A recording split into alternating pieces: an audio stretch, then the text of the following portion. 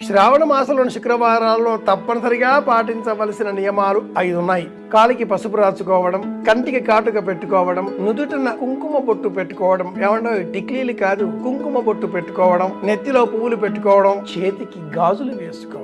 మట్టి గాజులు, ప్లాస్టిక్ గాజులు, బంగారు గాజులు కాదు. వేగినస్ అనే ఒక నరం మన దేహంలో గుండెతో ఆరంభమై చేతులలో చివరలలో ఈ చివర ప్రసరిస్తుంది. పూర్వకాలంలో డాక్టర్లు జ్వరం వచ్చిందా అంటే నాడి ఇక్కడ పట్టుకుని చూసేటటువంటి వారు. 60 సెకండ్లలో 72 సార్లు కొట్టుకునే నాడి ఇదే వేగినస్. దీన్ని మట్టి గాజుల రక్షించడం, అలాగే ఏ ఆభరణం అయితే మనం బుట్టుగా పెట్టుకుంటున్నామో ఆజ్ఞాచక్రం, ఏ గంధం అయితే మనం ఈ విధంగా మెడ భాగానికి అలదుకుంటున్నామో ఇది కూడా ఒక చక్రం.